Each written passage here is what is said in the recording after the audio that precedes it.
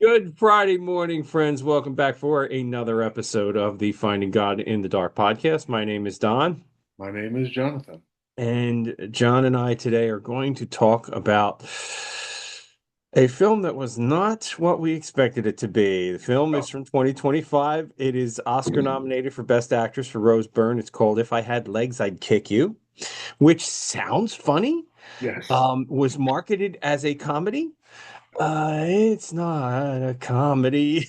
No, no. We're going to get into some of my thoughts on this a little later, I think, but because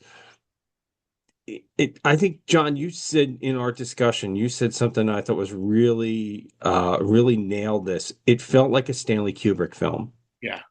It felt like a kind of a weird mixture of Clockwork Orange and some elements of 2001: A Space Odyssey, where you're not sure as the viewer, is this real? Is this a fantasy? Is this a Right. dream? It kind Right. of weaves it together at different points. You're not sure if she's dreaming, you're not sure if she's kind of having a daydream or if this is really happening. Right. And that's clearly a choice. I mean, they choose to have really the two people that have the primary kind of screen time is the Rose Byrne character who's named Linda, right? I think. Yeah, Linda. And her daughter, who is never given a name, but we she calls her Little Bear quite a bit. But you Hmm. never see the daughter until the very last scene. Right. She's always off camera. You hear her voice, but you never see her.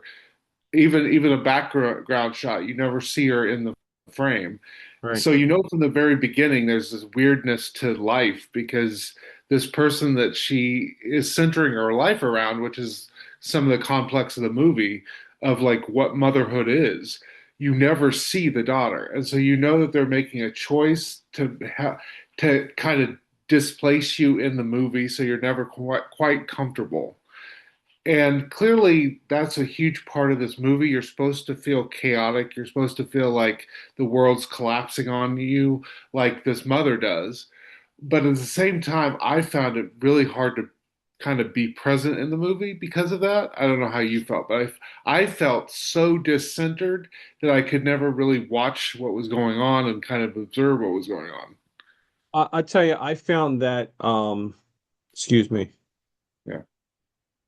I found that the interesting I did some research afterwards. Sure. Some of the interview with the director, and the director is also the writer, Yeah. and some other movie reviewers, and they said, one of part of that was a deliberate choice to frame very close in on Uh, Rose Byrne in a lot of scenes yeah. to really make the film about her struggle, and I understand that from a certain perspective, but then there were so many other things. First off, she was um self-medicating, let's Yeah. say, an awful Sure. lot. Absolutely. Um and so there were so many scenes in this that had this surreal quality to them, Yeah. that just created an oddness about the film. Yeah. Like, I get where they're going with the struggle of, a mother who feels single. She's not, but the with an absent father, he's in the Yeah. military, he's traveling, Yeah. um, and she's dealing with a daughter who has some kind of chronic illness that was never really explained either. No. um and being a therapist, but seeing, also having a therapist that she Yeah. sees, and all of the struggles that she's having. I mean, I get trying to be a caregiver, particularly Yeah. that aspect. That's powerful, Yeah. right? and And and that's, yeah, I mean, Go like, ahead.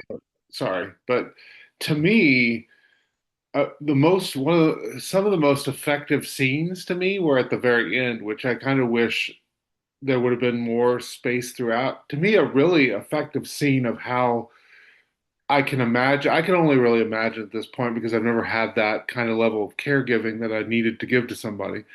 But I felt like her continually running into the ocean and getting pounded by the waves was a great illustration of how people who are daily caregivers for people often talk about how they feel sometimes. Just like it's one wave after another, it's one emergency after another, it's one kind of healthcare appointment or cleaning or, just it keeps coming. And so that was to me a beautiful kind of expression of how you can feel when you're overwhelmed with being a single parent or you're overwhelmed being a caregiver. I just wish, I guess I wish I understood the metaphors more than I did for most of the movie.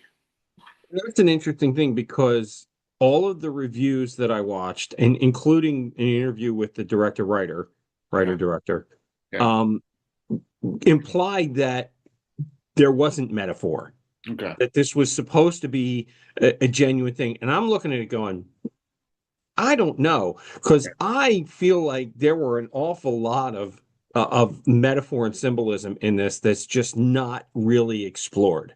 yeah. I And mean, the if you're going whole to do that in getting, a film, yeah, I think you're missing the mark. Great, like put the metaphor, put the symbolism in the film, yeah, but then when you're promoting the film or you're talking to people about the film who've seen the film, then maybe you kind of bring that stuff up. Well, I was hoping people would think about this, yeah. or I was trying to inspire some thought about that, but. No, they're going, no, this is straightforward. Well, Yeah, I guess I wonder if I would have been prepared for a really weird symbolic kind of um, movie. Had I been kind of prepared for that going in, if I would have had a different reaction. I was expecting I was expecting deep, dark comedy. I was expecting like, a very kind of comedic movie, but like a movie that was kind of very kind of sarcastic or undercutting. And I feel like I didn't get that at all. I got kind of a metaphor on life, which is fine. That's fine, but I wasn't expecting it, so it just really never connected. yeah, well, and as it turns out, I mean, the title of the film has almost nothing to do Yeah, with the story in the yeah, film. And the director said, well, I used the title because it was something that I picked up a long time ago and it's just been in the back of my mind for years. And so that's the title I put on the film. And I'm like, yeah, but it doesn't say anything about the film. yeah, I mean, you could call the film A Mom's Journey or something like yeah, that, and that would yeah, have been at least mildly descriptive. yeah, yeah, This is like I'm coming in with Conan O'Brien as like the second name on the yeah, credits. yeah, Right? I'm expecting a comedy of some sort. yeah, And the only real comedy you got was some very dark humor. yeah, Um, which was Yeah, I mean, I don't want to even explain it because I think some people would not laugh. yeah. Well, It's and pretty dark. that's part of the thing is whenever your movie has to, like, I wouldn't have thought of that as a funny moment until you said it. Then I'm like, okay, I can kind of see the dark humor in it. Yeah. And what was interesting is I feel like if that's happening with your film, you probably haven't landed the plane. One thing I will have to say is Rose Byrne did an amazing job of portraying a mother who is overwhelmed. I mean, you just got that from beginning to end, where Absolutely. you felt like she had gone days without sleep. You felt like she was constantly worried about everything falling apart. And so like you got that. I mean, you see the picture behind me. She had that kind of look the entire movie where she looks like she's about to fall off the cliff. Right. Like a And deer in the headlights. obviously that's what they're trying to go for. Hmm. Yeah.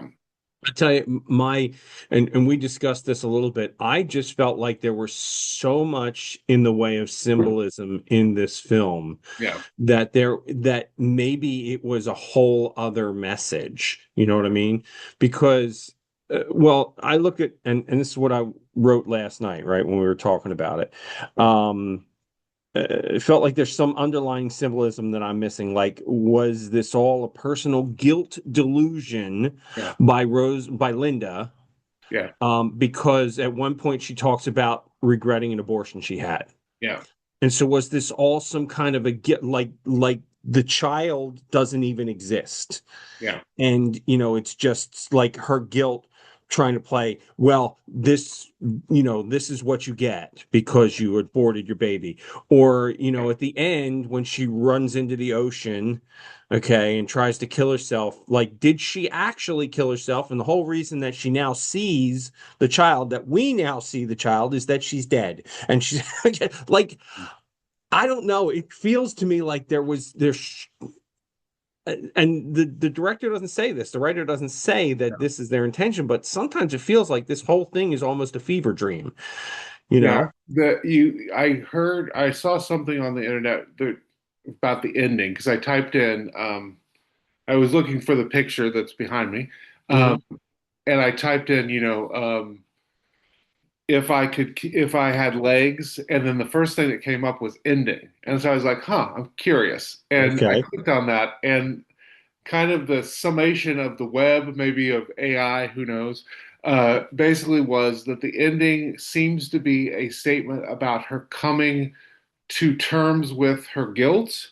And that was an awakening moment, kind of a moment of awakening. That's why you first see the daughter, which I thought was an interesting take on it.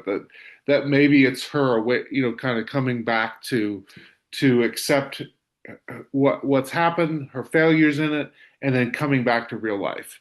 See, that makes more sense than what I was thinking. Yeah. So, I mean, that might be true.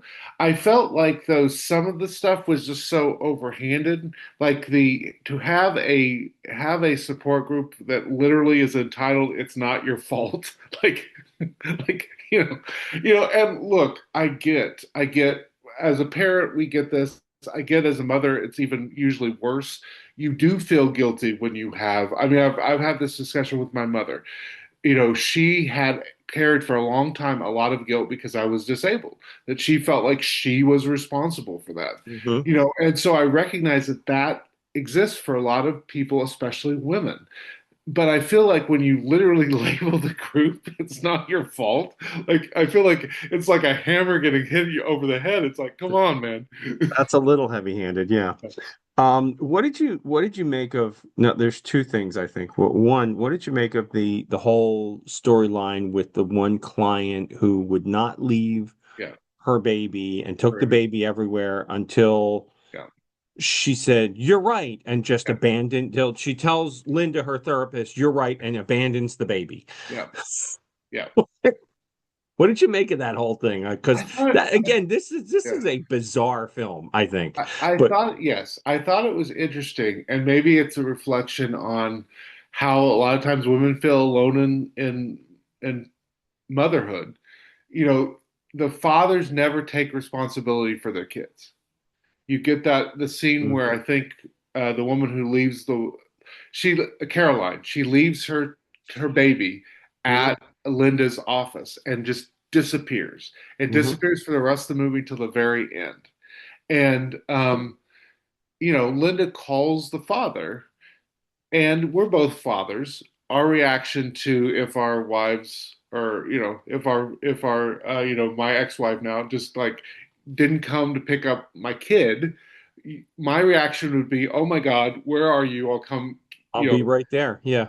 And I feel like it was weird that they just over the top had the father go like, "I'm busy." Like, sit, come and drop the kid off to me. That's You know, her job. Yeah, yeah, that's her job. and I felt like, again, I know that there are guys like that. I get that. But I feel like most fathers would be just like, what happened? Okay, like tell me where you are and I'll come get. Yeah, well, I mean, naturally, your first response is, "I'm going to make sure the kid's okay, and then Yeah, I'll worry about where mom went," yeah, yeah.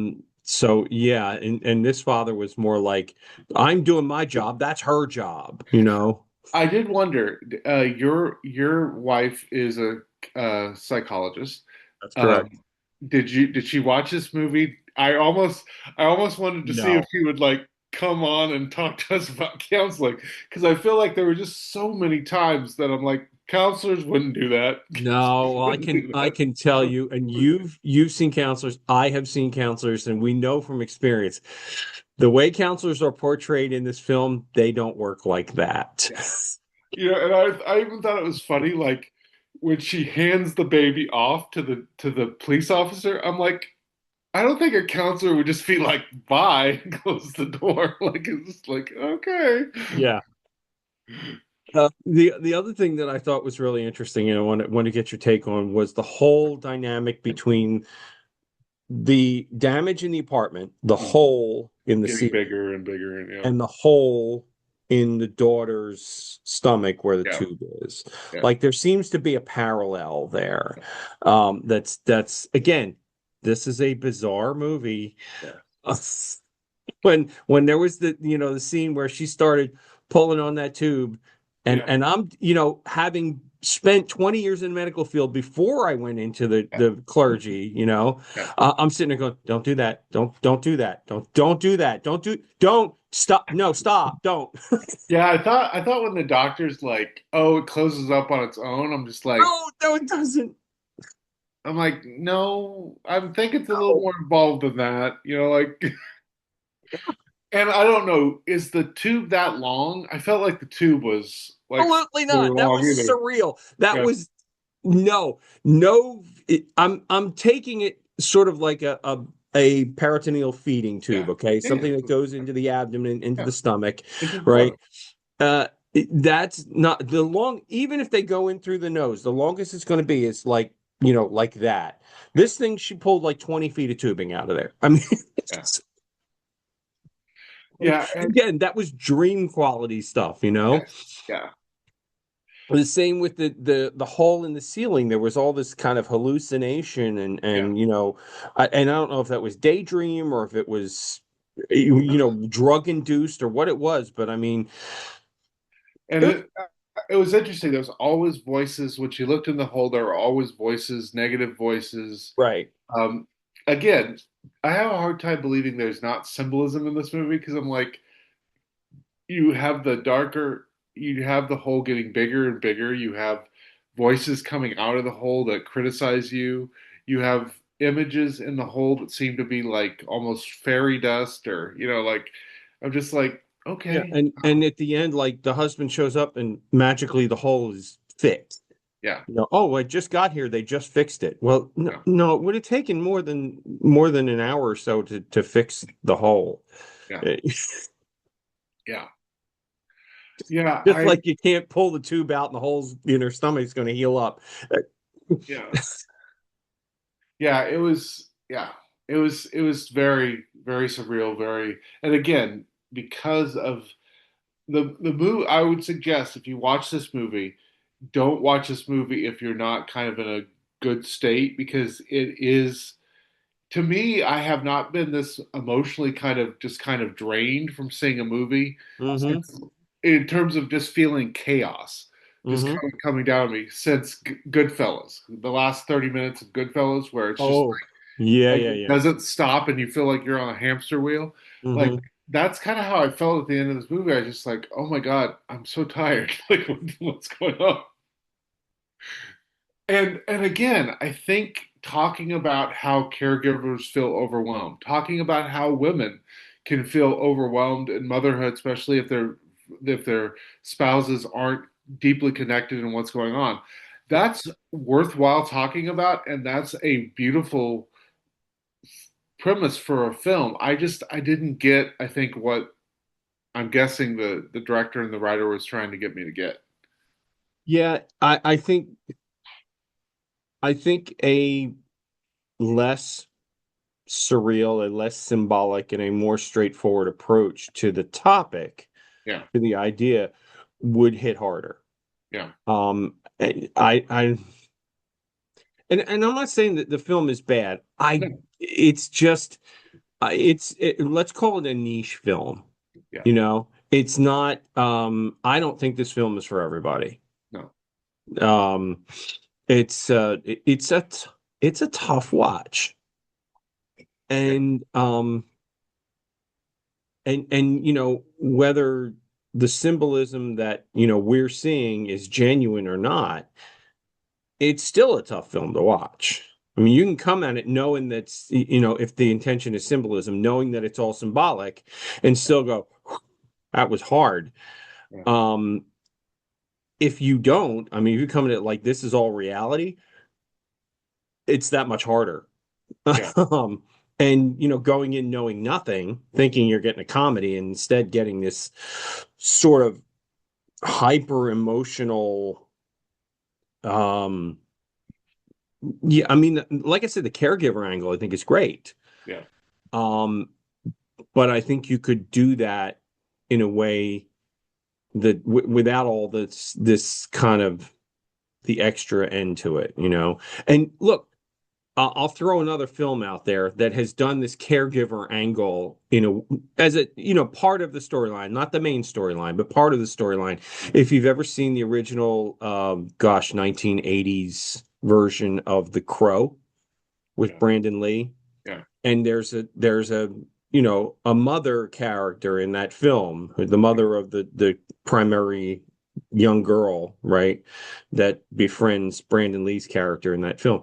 And like she's an addict, but she's got to take care of her kid, and there's this whole dynamic in there, which I think explores this idea yeah, of being a mother and a caregiver and trying to balance your own needs and the needs of your children yeah, maybe better than this film does. yeah. You know, I thought it that's was that's a hot take, but I also thought it was a pretty interesting statement about maybe counseling or maybe what we understand about ourselves that we don't apply to ourselves. hmm, Is did you notice that several times through her counseling, she gives advice that she needs to take? right. So she gives to other people that she's counseling things that she should take. Like you need to find someone to take care of your child so you can have a moment to yourself. You need to sleep better. You need to, several times she does all the things that she clearly is not doing for herself, which I thought was an interesting commentary on maybe counseling in general, but at the very least, the idea of how we often know internally what we need to do, but we don't actually do it. Which is in many ways is why we see a therapist, Yeah. because they're the ones that we'll listen to. Even though we know what we're supposed to do, what we have to do is sort it out with the therapist, and they go, "Hey, maybe you should do this. I've been thinking about that. Yeah, well, maybe you should do it." You know. Well, and I also thought it was a very interesting choice, but I believe, and I can't remember the name of the person who the video is of, but it also really kind of jolted me out of the movie when they showed the video of, I know I'm very confident it's a real life woman who killed her children talking about feeling like a millstone had been put around her neck. She was quoting scripture. And when I saw Yeah. that, I was just like, oh my God, is this going really dark? Like, it's just like, you know, it- Oh gosh, I can't remember her name. That was in North Carolina, I think. yeah, I wanted to say Susan Smith, but I don't know if that's who it was. It's Yeah. it's something like But that. I Yeah. remember seeing the video. It's actually of a woman talking about killing her children. Hmm. And when I saw that video, it shocked me out of the movie so much that it was hard to get back into the movie because Right. it was just like, oh man, this is real life. And again, I think the idea of talking about how the medical system is really broken in this country, the mental health system is very broken in this country. We don't support people who are caregivers in ways that help them have healthy, long lasting and good lives. Right. While, all of those things do need to be talked about, but I guess I got lost. I felt like the thrust of this movie or the theme of this movie was very good, but I got lost in the movie. I don't know if that makes sense, but In the way the story was told. yeah, Yeah, more in the storytelling than the subject matter. yeah, Yeah, and I get that, because that's kind of how it felt. It was like this is a worthwhile topic yeah, to explore. This is something that we should all think a little more about. But the way this film came at it is something of a turnoff, you yeah, know? yeah. I felt, I don't know. There was just so much in here. I felt like it kind of got things got thrown up against a wall, and I was trying to figure out where's the connecting thread here, where's the overarching kind of theme here, and again, some of that might be because she's trying to portray this idea of a woman being lost in trying to be a working mother, trying to deal with guilt, trying to deal with the shame of this medical issue, trying to deal with the fact that medical professionals want you to solve a problem that you feel like you can't solve. You know, so maybe she wanted us to feel like it was spaghetti thrown up against the wall, but I got lost in that spaghetti. And I Yeah. guess I would have liked to have more of a coherent kind of framework to kind of think about those issues. But Yeah. We're gonna clip that out and make that a little meme. I got lost in that spaghetti. That's yeah, what yeah, Jonathan's yes, no, I mean you're right. I think that it was you mentioned it before, Stanley Kubrick. It's that it feels like you took a topic that is timely, yeah, a topic that is definitely worth talking about, and you turned it into Vanilla Sky or Eyes Wide Shut, which, mm, you know, that's maybe not the way to do, or at least if you're going to do that, let the audience know up front.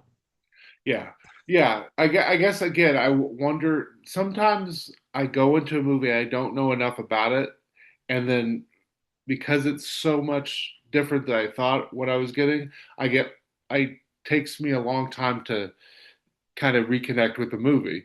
And Hmm. maybe if I would have known going in, this is a really weird, funky movie that's kind of abstract, I'd have been like, okay, that's what I'm sitting down for. I expected deep, dark comedy, but I expected like a very deep, dark comedy. And that was Yeah. not there. To me, there wasn't much comedy in this movie at all. Yeah. A little bit, like I said, but even that little bit that was there was very dark. I mean, Yeah, again, I recognize that sometimes these movies are a different level of taste. Like, I see the brilliance in 2001: A Space Odyssey. I just feel like we could have cut down the 40 minutes of apes beating a structure. We could have cut that down to like three. Like, we didn't need 40 minutes of that at the beginning of the movie. You know? I guess I'm just saying I would like to have edit control. That's what I'm saying. but what somebody said, what was it? It was Roger Ebert. There was a Roger Ebert quote I heard this week about no good film is too short and no bad film is too long. Yeah, Something like that, which I thought that could apply, I think, if it's a good film, but you don't know what to expect going in. yeah, Because you don't, let's be honest. I mean, we just pick a film. yeah, We don't always know, but we're picking films that we can find on a streaming service more often than not. Occasionally we go to theaters, but yeah, if you just go to the theater and say, "Hey, I'm going to go watch a movie," and you pick out something that you don't know, yeah, you don't recognize, like, okay, I went to the back in December. I went to the theater with my oldest daughter who was home around Christmas, yeah, and we were going to go see Zootopia 2. yeah, And when we got there, it was a matinee. It was in the afternoon. It was on a weekend. And there were a lot of kids and families there. And so the yeah. only seats available were in the front. And we didn't want to sit in the front row. Sure. So we picked another film that we didn't know anything about. And we got tickets to see Marty Supreme. Ah, It's a different film. yes, it is. It's a very, Yeah, that is not Zootopia 2. that's actually a movie that I thought would be interesting to talk about here because he is one of the most unlikable characters I've seen in a movie in like 15 years. Oh, yeah. And he's the main character. Let's Yeah. not get into that. Hey, Save that for save one of that these for later. Yeah. discussions. Yeah. But we are about time. We're going to need to wrap up here. Yeah. Um, I think final thoughts here. This is it's an interesting film. Understand if you're going to see it, if you're going to watch it, it's on HBO Max. It's not what you expect. It Yeah. is not a laugh out loud comedy. No. it is much more like a surreal look at the challenges of motherhood. Yeah, Let's put it that way. yeah. Um, we're seeing if you know what you're in for. Especially if, I mean, I really think Rose Byrne's did an amazing job of acting. So if you Yeah. like seeing someone do an amazing job of acting, it's worth seeing. Yeah. So, and we'll leave that there. So for next week, it's my turn. I want to lighten it up a little bit. So I'm going to suggest a film. Now we're still at Academy Films, Mhm. okay? And I know this one has a little bit of a heavier side to it, but mostly it's kind of this feel good type of movie. Yeah. The lead actress, Jennifer, I think it's Jennifer Hudson, is nominated for Best Actress. Yeah. The film is called Song Sung Blue, Okay. and it's about, as I understand, about a couple who travel around the country doing Neil Diamond and Oh, Kate Hudson. Kate Hudson. yeah, Kate Hudson. There you go, Kate Hudson. I'm Yeah. sorry. Um, anyway, they're impersonators, Yeah. and it's kind of their story. They Sounds end up well, I don't know a whole lot about it. I wanted to take my wife to see it back around Christmas, but she wasn't interested in going. okay. So it is on Peacock, and I think you can also get it on Prime as well. Okay. Cool. So next week's film, friends, is Song Sung Blue. Hopefully, we're in for a little less of a ride Sounds good. we were this week. So until next Friday, friends, keep on finding God in the dark. We will see you all next week. Take care and God bless. Oh, hey, you made it all the way to the end of the video. Well, thanks for watching. We appreciate your support. And friends, if you find anything that's really wonderful or entertaining or helpful in your Christian walk, we want to encourage you to hit the like button, hit the subscribe button, share this video with your friends. We publish every Friday morning at 10 a.m. And we hope that you continue to find these videos and these discussions entertaining and informative. Take care and God bless. Bye.